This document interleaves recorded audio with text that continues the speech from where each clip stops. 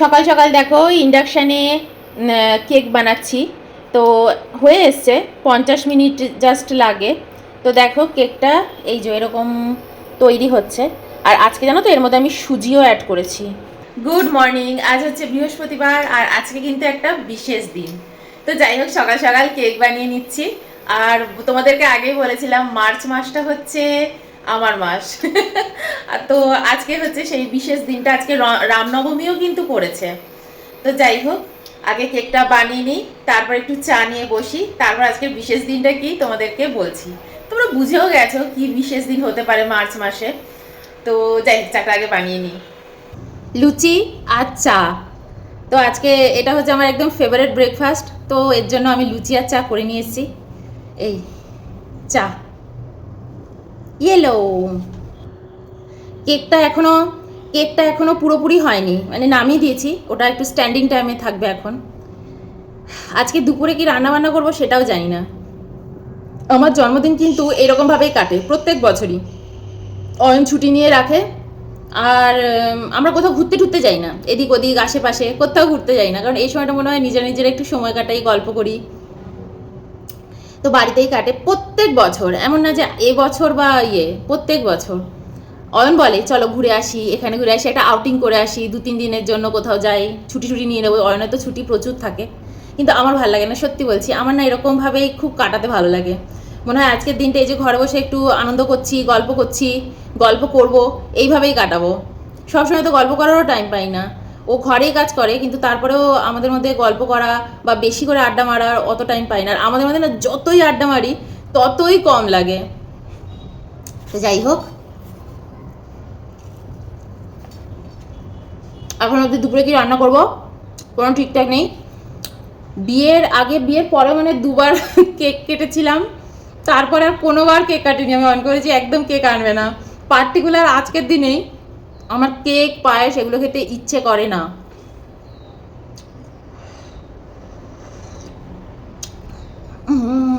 চিনি দিতেই ভুলে গেছি, চায়ের মধ্যে চিনি দিতেই ভুলে গেছি জানো। চা যখন বানাচ্ছিলাম এইমাত্র একটুখানি চিনি অ্যাড করলাম। চিনিটা একটু বসুক, তারপর এটাকে গুলবো। তো আমার জন্মদিনটা এরকমই যায়। আর প্রত্যেক বছর যেন আমার জন্মদিনের সময় অঙ্ক পরীক্ষা থাকতো, প্রত্যেক বছর ছোটোবেলায় অঙ্ক পরীক্ষা থাকতো। শুধু মাধ্যমিকের পরীক্ষাটাই আগে পরে এরকম অন্য সময় হয়েছিল, মনে নেই আমার একদম মাধ্যমিক পরীক্ষার কথা। ওই মাধ্যমিক আর এইচএসের পরীক্ষা অন্য সময় হয়েছিল, এছাড়া একদম ছোট্টবেলা থেকে ক্লাস 10 অবধি যা পরীক্ষা হয়েছে আমার জন্মদিনের সময় পরীক্ষা পড়তোই। ইভেন ক্লাস 9 অবধিও আমার ওই অঙ্ক পরীক্ষা পড়েছে আমার জন্মদিনের দিন। আর আমার জন্মটাও হয়েছে না তো রাত্রিরে এমন একটা টাইমটা আমি আর বললাম না, এমন একটা বিশেষ টাইমে হয়েছে যেটাতে আমি মানে তোমার 26 তারিখও মানাই, আবার 27 তারিখও মানাই জন্মদিন বাড়িতে প্রত্যেক বছরই। মানে 26 তারিখ হলো না তাহলে 27 তারিখটা আছে, 27 তারিখটা হলো না তাহলে 26 তারিখটা আছে, এরকম।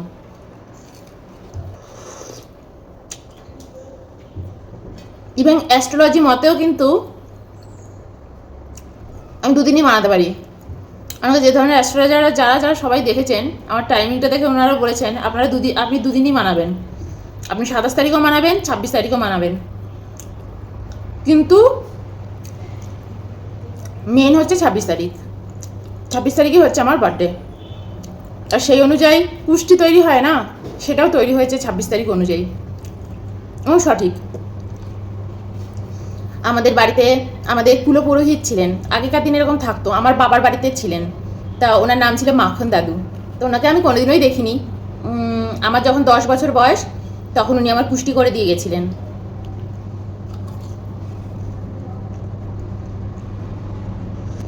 উনিও কিন্তু আমাকে কোনোদিন দেখেননি, মানে সামনে, ভাবো আমাকে না দেখেই উনি আমার পুষ্টি করেছেন, জন্মের টাইম সমস্ত কিছু দেখে। আর উনি যেরকম লিখে দিয়ে গেছেন জানো, আমার লাইফে সেরকম সেই সময় সেরকম ঘটনাই ঘটেছেই। ইভেন উনি লিখে দিয়ে গেছেন আমার কত বয়সে বিয়ে হবে, কত বয়সে আমি কত দূর অবধি পড়াশুনো করব, আমি কীরকম মানুষ, সমস্ত কিছু উনি লিখে দিয়ে গেছেন। তো এগুলো কিন্তু খুব ইম্পর্টেন্ট। জ্যোতিষী ইম্পর্টেন্ট নয়, যে জ্যোতিষী করছে সে ইম্পর্টেন্ট নয়, সে কিন্তু ছল চাতুরে হতে পারে, এর জন্য জ্যোতিষের এত বদনাম। কিন্তু জ্যোতিষ যে শাস্ত্রটা সেটা কিন্তু একদম সত্য, খাঁটি। ছোটবেলায় তো আমি একদম এসব বিশ্বাস করতাম না, তারপর আমি বিশ্বাস করে গেছি। আমাকে অবশ্য বিশ্বাস করিয়েছে দাদুমণি। দাদুমণি আমাদের পাড়ায়। আমার দাদুমণির গল্পটাই বরঞ্চ আজকে একটু করি, আমার জন্মদিনের দিন। দাদুমণি আমাদের পাড়ায় থাকতো, আমার সাথে কোনো রক্তের সম্পর্ক নয়। দাদুমণির টাইমে উনি সাহারাতে চাকরি করতেন। সাহারার নাম নিশ্চয়ই তোমরা শুনেছো। পরে খুব সমস্যা হয়েছিল সাহারায়, এবং ডুবে গেছিলো। তার আগে দাদু চাকরি করে ওখান থেকে বেরিয়ে গেছে, এবং দাদু নিজে রিটায়ারমেন্টও নিয়ে নিয়েছিল। যে দাদু যখন জানতে পেরেছিল ভিতরে অনেক সমস্যা আছে, দাদু চাকরি ছেড়ে দিয়েছিল। যাই হোক, কিন্তু দাদুকে আমাদের পাড়ায় সবাই ভীষণ মানে, ভীষণ সম্মান দাদুর। তো ওই দাদুর কথা আমি বলেছিলাম যে মামা দাদুর যখন ছেলে টিকলু কাকুন যখন মারা যাওয়ার টাইম, মানে মারা যাবে তার আগেও দাদু বলেছিল ওই 3টে রাত্রির যদি টিকলুকে তোমরা বাঁচিয়ে দিতে পারো 3টে দিন, টিকলুর 90 বছর আয়ু আছে। কিন্তু ওটা খুব সমস্যা। তো দাদু ওটা পুষ্টি করেছিল, মানে টিকলু কাকুনেরও। কিন্তু দাদু প্রথমে বলেনি, পরে বলেছিল। তো যাই হোক, আমি আমার পয়েন্টে আসি। তো ছোটোবেলায় আমি ভীষণ দুষ্টু ছিলাম, ভীষণ দুষ্টু। মানে তোমরা ভাবতে পারবে না আমার দুষ্টুমির লেভেল কি। এক তো গঙ্গার পাড়ের বাড়িতে এসে রয়েছি, মা বাড়িতে থাকে না, বাড়িতে থাকতো মামি, যে আমাকে দেখাশুনো করতো। তার হাতেই আমি ছিলাম। যে মামির কথা বলেছিলাম না, ব্রাহ্মণ, উনি কিন্তু মায়ের থেকে পয়সা নিতেন না, কিন্তু আমাদের বাড়িতেই উনি থাকতেন অনেক বছর। মানে আমার জন্মের আগে থেকে মামির সাথে সম্পর্ক ছিল মায়ের।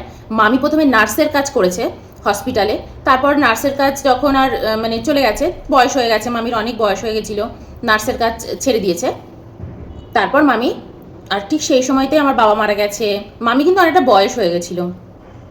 তখন মামি বলেছিল যে দুলু তোর কাছেই থাকবো, তোর মেয়েকে দেখাশুনো করবো, তোর ছোটো মেয়েকে আমি তোর কাছেই থাকবো, তোকে আমার টাকা পয়সা দিতে হবে না, তুই যা খাস পড়িস, তোর সাথে থাকবো। আর আমার মা চিরকাল মামিকে একদম মাথায় তুলে রেখেছিল। কোনো দিন অন্যরকম সম্পর্ক তো ভাবাই যায় না। ইভেন আমরা যেখানে যেতাম মামি সেখানে যেত। মামির সাথে আমাদের মামা বাড়ি, অন্যান্য আত্মীয় স্বজনদের বাড়ির সাথে সকলের সাথে সম্পর্ক ছিল, কারণ মামি তো আমাদের পাড়ারই ছিল, মামা বাড়ির পাড়ার। যাই হোক, মামির গল্প অন্য একদিন করব, অন্য সময়। তো সেই সময় আমরা তো নতুন নতুন গেছি গঙ্গার পাড়ের বাড়িতে। দাদুমণির খুব নাকুচু, খুব নাকুচু। কারণ আমাদের ওখানে যে তেল ফ্যাক্টরির মালিক ছিল, সর্ষের তেলের ফ্যাক্টরি ছিল তার, সেই মালিকও আবার দাদুর কাছে খুব যাওয়ার চেষ্টা করতো, এই হাত দেখাতে, এটা করতে, ওটা করতে। দাদু একদম দেখতো না, কিপটে কোথাকারে, এত পয়সার মালিক, কখনো আমাকে টাকা পয়সা সাধে না, বলে না কিছু। আর দাদু না ওরকম মানে অ্যাস্ট্রোলজিটাকে বিজনেস হিসাবে নেয়নি, এমনি সবার হাত দেখে দিত, যা বলতো একদম নিখুঁত বলতো। তো যাই হোক, তো দাদুর নিজের বাড়িতে, দাদুর যে ভাই, নিজে তো দাদু বিয়ে করেনি, কিন্তু দাদুর যে বৌদির ছেলে সে বিদেশে থাকে, বিদেশে পড়াশুনো করেছে, বিদেশেই সে ঘর সংসার করেছে। তারপর অনেক বয়সকালে সে ফিরেছে দেশে, কিন্তু প্রথম জীবনে সে বিদেশেই থেকেছে, আমেরিকাতে। দাদু নিজের মতন দোতলা বাড়িতে একদম একা একা জীবন কাটিয়েছে। একটা শুধু মহিলা ছিল, সে ঘরের কাজ করে দিত। আর দাদুর বৌদি ছিল, যে যার ছেলে আমেরিকায় ছিল, সে তার যে মা, সে ছিল দাদুর সাথে। আর দাদুর যে দাদা অনেক ছোটোবেলায় মারা গেছেন, মানে খুব কম বয়সে মারা গেছেন। ওই বলতে গেলে বৌদির সংসারও দাদুকেই দেখতে হয়েছিল। তো দাদুর পয়সা কড়ি সব কিছু রয়েছে, বৌদিও রয়েছেন, ছেলে বাইরে বড় হয়ে বাইরে পড়াশুনো করে বাইরেই সেটেল হয়ে গেছে। বৌদি অনেক বছর বেঁচে ছিল দাদুর, দিদা যে মারা গেছে রিসেন্ট। দাদুর হয়তো মৃত্যুর 10 বছর আগে দিদা মারা গেছেন, দাদুর যে বৌদি। তো দাদুদের সংসারটা খুব একদম মানে কি, মানে নিউট্রাল ফ্যামিলির মতন ছিল, একদম ঝাড়া হাত পা। আর দাদুর হেভি রেসপেক্ট পাড়ায়, হেভি রেসপেক্ট। আর দাদু একদম মানে, আর আমরা তখন নতুন নতুন গেছি, আমাদেরটা একটু দূরে বাড়ি। দাদু সবার কাছে শুনছে যে হ্যাঁ এখানে দিদিমণি এসছে, দিদিমণির 2 মেয়ে, 1 মেয়ে হস্টেলে থাকে, আর একটা ছোট্ট পুচকি মেয়ে। তা এর মধ্যে আমি আবার, তো আমার একটা গল্প আছে, আমি তো হেভি ডান পিটেছিলাম, গঙ্গায় ঝাঁপ মেরেছিলাম বট গাছের উপর থেকে। সেই গল্প অন্য একদিন করেছি অলরেডি খাওয়ার চ্যানেলে।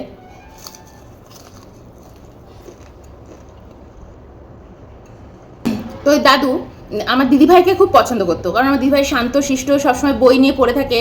আর ওই দাদুর পাশের বাড়ি হচ্ছে মায়ের ওই স্কুলের কলিকের বাড়ি, যেখানে আমার দিদিভাই সারাক্ষণ বেশ থাকতো। তারও আবার একটা মেয়ে আছে দিদিভাইয়ের বয়সী। দাদু দিদিভাইকে ভীষণ পছন্দ করতো, এত লক্ষ্মী মেয়ে, মানে দেখতেও লক্ষ্মী, গুণেও লক্ষ্মী, এত সুন্দরী, স্বভাব চরিত্র এত সুন্দর। দাদু আবার বলতো যে অনিতার ছোট মেয়েটাই শুধু খুব দুষ্টু, মানে একদম ভীষণ ডানপিটে, বড় মেয়েটা এত ভালো, এত ভালো। তো আমার ছোটোবেলায়, আমি কত ছোটোবেলায় ওইখানে গেছি গঙ্গারপাড়ের বাড়িতে, ক্লাস 4-এ তখন পড়ি। আর দাদুর সাথে আমার আলাপ হয়েছিল আমার মাধ্যমিক পরীক্ষার পরে, বা মাধ্যমিক পরীক্ষাটা দিয়েছি তারপরে, তখনও রেজাল্ট বেরোয়নি। ওই সময় আমার আর দাদুর সামনাসামনি আলাপ হয়েছিল, ঠিক আছে। ভাবো কত বছর, দাদু আমার সাথে কোনোদিনও কথা বলেনি, আমিও দাদুর সাথে কোনোদিনও কথা বলিনি। সব কিছু হচ্ছে সময়, বুঝলে?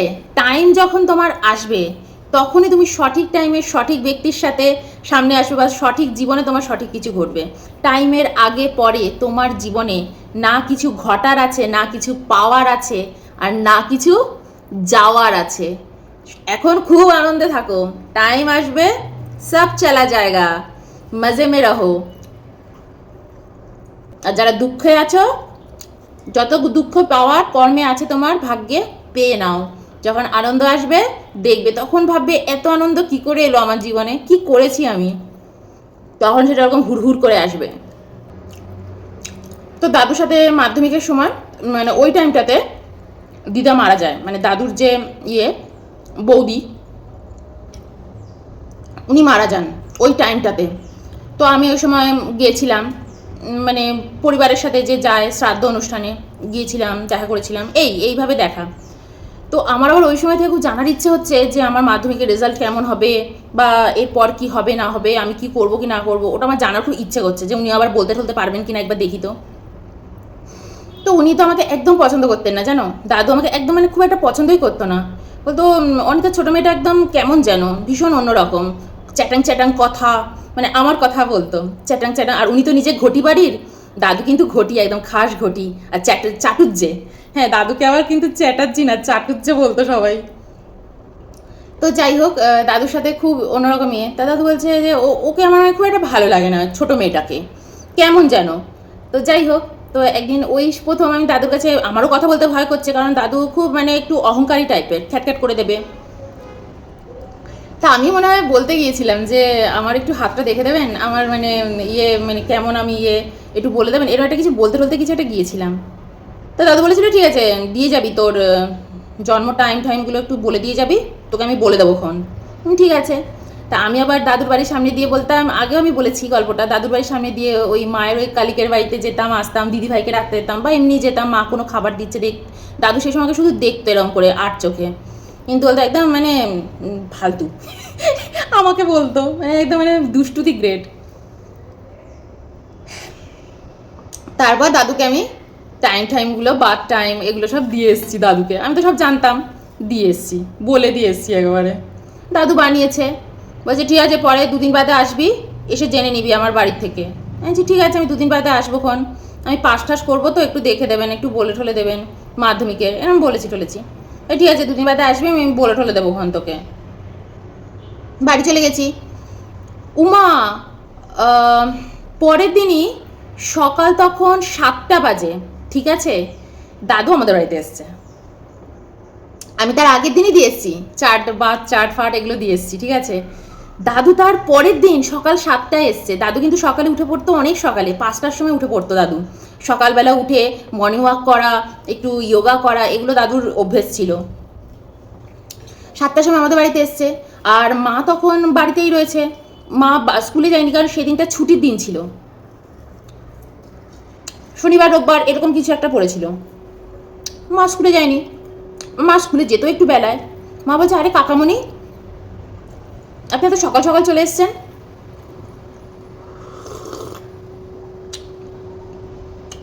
আমিও ঘুমোচ্ছি, আমার পরীক্ষা হয়ে গেছে, আমি অনেকক্ষণ ঘুমোতাম। মাধ্যমিকের পরীক্ষা, মানে ক্লাস 10-এর পরীক্ষা দিয়ে দিয়েছি, মানে আমি এখন 9টা 10টা অব্দি ঘুমোতে পারি, আমার রেজাল্টও বেরোয়নি। মা বলছে ও তো ঘুমোচ্ছে, বলছে ও একটু ডাকো, ও তো ঘুমাচ্ছে। দাদু বলছে ঠিক আছে, আমি সোফায় বসছি। মা না এত টেনশনে পড়ে গেছে, মা বলছে না না আপনি বসবেন কি ওর জন্য, আমি ওকে ডাকছি, ওকে আমি এক্ষুনি তুলছি খাট থেকে। দাদু বলছে হ্যাঁ আমি সোফায় বসছি, তুমি ওকে ডাকো, একটু কথা বলবো। আমাকে ঘুম থেকে ওঠ, দেখ দাদু এসছে সকালবেলা, দেখ সোফায় বসে আছে, ওঠ তাড়াতাড়ি। তা আমি উঠেছি, মুখটুও ধুইনি, জাস্ট চোখে মুখে জল দিয়েছি, সামনের ঘরে গেছি, দাদু দেখছি সোফায় বসে আছে। আনছি দাদু এসছো, তুমি এসছো? আমি কি বলবো বুঝেই পাচ্ছি না। উনি আমাদের বাড়িতে কোনোদিন আসেননি, বিশ্বাস করো, কোনোদিন তার আগে আসেনি। ভাবো দাদুমণি আমাদের বাড়িতে দাদুমণি কোনোদিন আসেননি। দাদুমণি ওখানে কোনোদিন কারুর বাড়ি যেত না, সবাই দাদুমণিকে হাত দেখাতো, ফ্রিতে এটা ওটা করতো। দাদুমণির মানে বিশাল ঘ্যাম ছিল আমাদের পাড়ায়, সাহারাতে চাকরি করেছে। দাদুমণির যে ইনকাম ছিল না আমাদের পাড়ায়, ওরম ইনকাম কারুর ছিল না। তো দাদুমণি বলছে ওকে একটু ডাকো। মা বলছে হ্যাঁ। দাদুমণিকে বলছে কাকামণি আপনাকে কি একটু চা করে দেবো? মা তো বুঝতেও পারছে না যে কিভাবে ওনার আপ্যায়ন করবে, উনি কারুর বাড়িতে যান না। এবার আমি এসছি, সামনের ঘরে এসছি। তা ওই প্রথম উনি আমার বাড়িতে এসছেন এবং তার সাথে পাড়াতে উনি ওই প্রথম কারুর বাড়িতে এসছেন।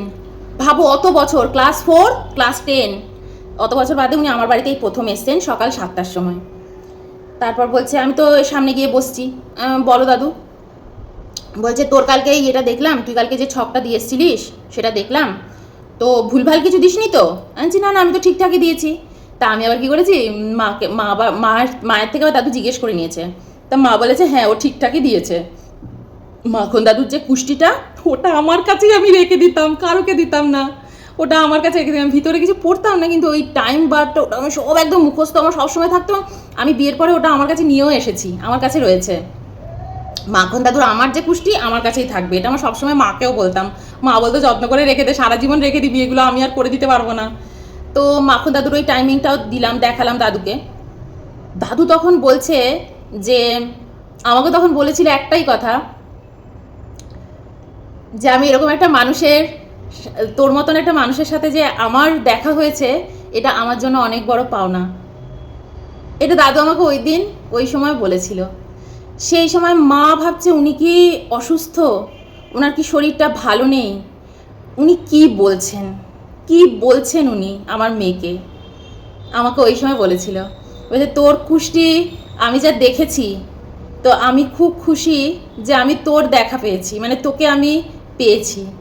তুই একদিন অনেক বড় হবি, তুই অনেক ভালো হবি, তোকে দেখে একদিন পাড়ার লোকেরা চিনতে পারবে না।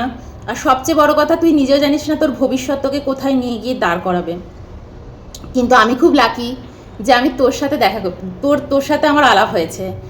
আর তোকে কেউ কোনোদিনও বুঝবে না, কেউ না, কেউ বুঝবে না, কিন্তু আমি তোকে যতদিন বাঁচবো আমার কাছে তুই খুব মূল্যবান। তো আমাকে দাদু সত্যি কথা, আমাদের বিয়েটাও দাদু করিয়েছেন।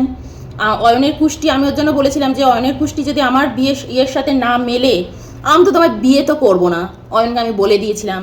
অয়ন তো কান্নাকাটিও শুরু করে দিয়েছিল, কেঁদেও দিয়েছিল অয়নকে আমি বলেছিলাম তোমাকে আমি বিয়ে তো করবো না। সেই সময় অয়ন না করতো, চাকরি না পেয়েছে কিছু। অয়নের কি টেনশন সেই সময়। দাদুকে দিয়ে কুষ্টিটা দিয়ে এলাম, অয়নেরটা আর আমারটা। আমি যদি আমাদের মেলে তবেই বিয়ে করব।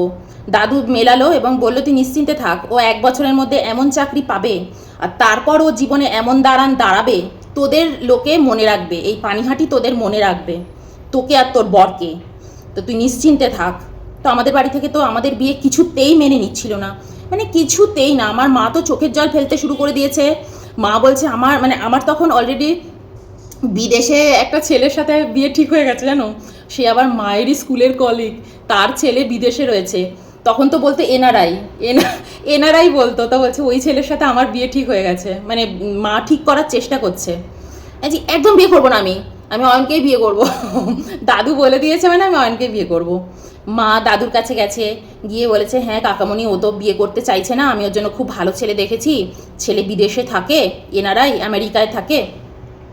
দাদু বলছে ও কারোর সাথে সুখী হবে না, পয়সা ওকে সুখী করতে পারবে না, পয়সা দিয়ে কারোর সুখী হয় না, স্ট্যাটাস দিয়ে সুখী হয় না। প্রত্যেক দিন প্রত্যেক মুহূর্তে ওর জীবনে আনন্দ থাকবে যদি অয়নকে বিয়ে করে। ওদের কুষ্টি মিলে গেছে, আর তুমি কিচ্ছু করতে পারবে না, কারণ ওরা একে অপরের জন্যই এসছে, ঠিক আছে। দাদুর কথায় মা শুধু বিয়ে দিয়েছে। আমি তোমাদের বলছি, আমার বিয়ের সময় অয়নের বাড়ির লোক আর আমার বাড়ির লোক দুজনে কাঁধে মাথা দিয়ে কেঁদেছে, দুজনের কাঁধে মাথা দিয়ে কেঁদেছে যে এই দুইটা জলাঞ্জলি দিলাম, দুইটাকে কিচ্ছু করতে পারবে না, 1-2 বছরের মধ্যে কলকাতায় ফিরে আসবে। মা তো ভেবে নিয়েছে মাকেই হয়তো আমাদের সংসার টানতে হবে, বা হয়তো অয়ন ওই ছোটোখাটো একটা কিছু করবে। মানে কি অবস্থা সেই সময় ভাবতে পারবে না। টাকাও রেখে দিয়েছে। হ্যাঁ, আবার আমার জন্য টাকা পয়সাও রাখছে মা। বলছে মামন তুই চিন্তা করবি না, আমি তোর জন্য টাকা পয়সা রেখে দিয়েছি, আমার এই বাড়িঘর সব তোকে দিয়ে দেবো। আমার এত রাগ হচ্ছে যে কেন বলছে হ্যাঁ তোরা একদম কিন্তু ইয়ে করবি না। তবে হ্যাঁ, এটা কিন্তু সত্য কথা, আমরা যখন পন্ডিচেরিতে প্রথম বছর গেছি আমরা সত্যি অনেক স্ট্রাগল করেছি, কিন্তু স্ট্রাগল করেছি টাকার অভাবে নয়, যে আমাদের হাতে টাকা নেই অভাব তার জন্য নয়। টাকা আমি জমিয়েছি সেই সময়, জমিয়ে রেখে রেখে আমি আমার সাধারণ জীবন, আমি তো এমনি সাধারণভাবেই বাঁচি। তো যাই হোক, দাদু বলেছিল যে তোমরা ওকে কি দেখবে, ওরা নিজেরা ঠিক নিজেদের দেখে নেবে। দাদুমণির কথায় আমার মা শুধু বিয়ে দিয়েছে আমার, বলছে আমি পুরো জলে ফেললাম মেয়েটাকে, ও তো 2 বছরের মধ্যে এমনি কলকাতায় ফিরে আসবে, ওর কী হবে জীবনে, অয়ন কি কতটুকু করতে পারবে, কি করতে পারবে, ঠিক আছে। তারপর তো আজ দেখতেই পাচ্ছ আমরা 9 বছরের মধ্যে এখানে বাড়ি ফাড়ি করে ফেলেছি, 10 বছরে লাগেনি, মানে জীবনে যা যা আমাদের করার আমরা সব কিছু করে নিয়েছি। লাইফে আরও কত কিছু করতে পারি কি না পারি সেটা তো কথা না, বাড়িতেও সেই সময় প্রমাণ করার ব্যাপার ছিল। তো আমরা সব কিছু প্রমাণ করে দিয়েছি, 2-3 বছরের মধ্যেই প্রমাণ করে দিয়েছি। তারপর খুব খুশি হয়েছে, বাড়ির লোক খুব খুশি হয়েছে। অয়ন যখন ইনফোসিসে চাকরি পেয়ে গেছে, তার আগে অয়ন ম্যাকমিলানেও চাকরি করেছে, তার আগে পন্ডিচেরিতে যখন চাকরি পেয়েছে সেখানেও বড় কোম্পানিতে অয়ন চাকরি করেছে। তো কোনোদিন আমাদের পিছন ফিরে তাকাতে হয়নি। কিন্তু ওই সময়টা, বিয়ের সময়টা, সে যে আমাদের কি গেছে, শুধু দাদুমণির কথায় আমাদের বিয়ে হয়েছে। মা বলছে হ্যাঁ আমেরিকা এত ভালো ছেলে, বিদেশে যাবি থাকবি, তুই সেই ছেলেকে ক্যান্সেল করেছিস না। সেই ছেলে আমি কি মূল্য দেবে, সে তো নিজেকেই হেভি ভাববে, আর আমাকে কি হেভি ভাববে, সে তো আমাকে সবসময় ভাববে তো আমাকে নিয়ে ভরে থাকো, এরকমই আমাকে নিয়ে ভাববে, তাই না। কখনোই না, আমার যাকে ভালো লাগবে আমি তাকেই বিয়ে করবো, সে আমাকে রানীর মতো রাখবে। টাকা পয়সায় রানী কাউকে রাখে না, টাকা পয়সায় সম্মানে রাখে। অয়ন আমাকে প্রত্যেক দিন যে সম্মান দিয়েছে, যে সম্মান আমাকে দেয়, কোন এনআরআই ছেলে রাখবে, ও তো নিজেকে নিয়েই ভরে থাকবে। আমি একজন এনআরআই, বিদেশে চাকরি করি, যাও আমার জন্য রান্না করো, আর আমি রোজ রান্না করে করে ওকে খাওয়াবো, আর ও ভাববে এটাই তো স্বাভাবিক, তুই আমার জন্য রান্না করবি আর খাওয়াবি আমাকে, তোর আবার অকাত কি, সে আমাকে এরম ভাববে, তাই না। তার জন্য আমি যাই করি তার কাছে সেটা তুচ্ছই হবে, আর অয়নের জন্য আমি যেটাই করব অয়নের কাছে সেটা অনেক বড় হবে, এবং তাই হয়েছে। যাই হোক, কত গল্প করে ফেললাম, কত কিছু বলে ফেললাম। তো সেই সময় দাদু আমাকে এটা বলেছিল যে আমি যে তোর মতন মানুষের দেখা পেয়েছি আমি খুব খুশি। আর দাদু তারপর আমাদের বিয়ে দেওয়া বলো, এবং দাদু নিজেই পুরোহিত হয়ে গেছেন আমাদের বিয়েতে। আমি তো বিয়েতে কাউকে ডাকিনি, আমি তো কোনোভাবেই বিয়ে করব না যাগযজ্ঞ করে, বলেই দিয়েছিলাম। দাদু বলেছিল তুই নিশ্চিন্তে থাক, তোদের ছাদের উপর আমি সুন্দর করে তোদের 2 হাত এক করে দেবো, আমি বিয়ের সমস্ত, আমি পুরোহিত হয়ে তোদের বিয়ে দেবো, কারুকে লাগবে না, কিচ্ছু লাগবে না। তো দাদু আমাদের মন্ত্র পড়ে বিয়ে দিয়েছিলেন। এই হচ্ছে আমাদের স্টোরি। তো আমার জন্মদিন বলো, আমার জন্ম বলো, আমি এরকম ধরনেরই মানুষ। ওই লোক দেখানো, কেক কাটা, পায়েস খাওয়া, এগুলো আমি কোনোদিনও করিনি, আর আমার এগুলো করতে ভালো লাগে না। ছোটোবেলায় পেয়েছি আমি সব কিছু। আর ছোটোবেলাতেও আমার জন্মদিন জানো তো সবসময় পালন করা হতো পয়লা বৈশাখের দিন, কারণ ওই সময় তো পরীক্ষা থাকতো। তো পরীক্ষাটা হয়ে যেত, পয়লা বৈশাখের দিন মা সবাইকে ডেকে খাওয়াতো। কিন্তু আমি সত্যি বলছি তোমাদের, জন্মদিনের দিন আমি কিন্তু সমস্ত গিফট পেয়ে যেতাম। আমার বন্ধু বান্ধবরা সবাই জন্মদিনের দিনই আমাকে গিফট করতো, কারণ ওরা আমার খুব ভালো বন্ধু ছিল, স্কুলের বন্ধু। আর তোমাদের একটা কথা বলি, আমি এত ক্যাটকেটে, মানে আমার কথাবার্তা এত স্ট্রেট কাট, আমার স্কুলের বন্ধুরা কিন্তু এখনও আমার বন্ধু হয়ে রয়েছে। আমার কলেজের বন্ধুরা বন্ধু হয়নি, আমি কলেজে কারোর সাথে মিশতামই না, কিন্তু আমার স্কুলের বন্ধুরা এখনও আমায় ভালোবাসে। দেখলে আমাকে ভয়ও পায়, আমি তো একদম এরকম বলবি না, ওরকম করবি না, আমার সাথে নই আর কি, আমি এত মানে খুব রাগি, আমি একটু অন্যরকম। ওরা আমাকে এত ভালোবাসে, এত ভালোবাসে। আর আমার পাড়ার যে ছেলে বন্ধুরা, তারা যে আমাকে কি ভালোবাসে তোমাদের বলে বোঝাতে পারবো না। আজও যখন আমি যাই না, সবাই দৌড়ে দৌড়ে চলে আসে আমার সাথে দেখা করতে, এখনও অয়ন্দা আর আমার সাথে দেখা করবে, এত ভালোবাসে। তাদের বিয়ে হয়ে গেছে, ছেলে মেয়ে হয়ে গেছে, ছেলে মেয়ে বড় হয়ে যাচ্ছে, কিন্তু তাদের সাথে আমার এত ভালোবাসা। আর তাদের একটাই কথা, রিটায়ারমেন্টের পরে কিন্তু এখানে চলে আসবি, ব্যাঙ্গালোরে বসে থাকবি না। আমি কখনোই না, আমার শ্মশান ঘাটের সামনে বাড়ি, আর আমি এই শ্মশান ঘাটেই চলে যাব, ঠিক আছে, নিশ্চিন্তে থাক। তো আমি তো অবশ্যই যাব ফিরে। তো এগুলোই আমি খুব ভাবি, জানো তো, আমার লাইফটা কোন দিকে যাচ্ছে বা ভবিষ্যতে কী হবে আমি জানি না। তবে আমি যে সম্পর্কগুলো ছোটোবেলা থেকে খুব মূল্যবান সম্পর্ক আমি পেয়েছি, সেই সম্পর্কগুলোকে কিন্তু আমি সর্বদা ধরে রেখেছি। আর যে সম্পর্কগুলো আমার মনে হয় যে এটা আমার ঠিক, এটা আমার রাখারও দরকার নেই, এটা থাকবেও না, আমি এরকম কারোর সাথে মিশি না। ইভেন আমি এই সোসাইটিতে এসেও কারোর সাথে মিশি না। প্রথমবারে মিশেছিলাম, ভাল লাগেনি, মেশা ছেড়ে দিয়েছি। আর 6 বছর হয়ে গেছে আমি কিন্তু কারোর সাথে মিশি না। কিন্তু এরা কিন্তু সবাই আমার সাথে খুব মিশতে চায়, আমি সেটা বুঝি, কিন্তু আমি আর এদের সাথে মিশি না। এই বাড়ি থেকে যাওয়ার আগে মিশবো কি না জানি না, কিন্তু আপাতত তো মিশছি না। তো যাই হোক, অনেক কথা বলে দিলাম নিজের সম্পর্কে, অনেক গল্প করলাম জন্মদিনে। আজ আমি কি রান্না করবো তাও জানি না, মনে হচ্ছে একটু ফ্রাইড রাইস করতে পারি, তার সাথে দেখি কি করি। আর নতুন জামা পরে আজকে খেতে বসবো, ব্যাস এই হচ্ছে ব্যাপার। অয়ন বলেছিল একটু ফিনিক্স মলে চলো ঘুরে আসি, না ফিনিক্স মল টল যাবো না এই রোদের মধ্যে, আর আজকে উইকডেও আছে, রাস্তাঘাটে খুব লোকজন, ব্যাঙ্গালোরের রাস্তায় বেরোনোটা হচ্ছে একটা শাস্তি, ওই হুজুক পার্টিরাই একমাত্র রাস্তায় বেরোয়, তো আমি রাস্তায় বেরোচ্ছি না, ঘরে থাকবো, টিভি দেখবো, দুজনে মিলে একটু গল্প টল্প করবো, বাইরের খাবারও খাই না, তাই নিজেই রান্না করে নিজেই খাবো। চলো বাই।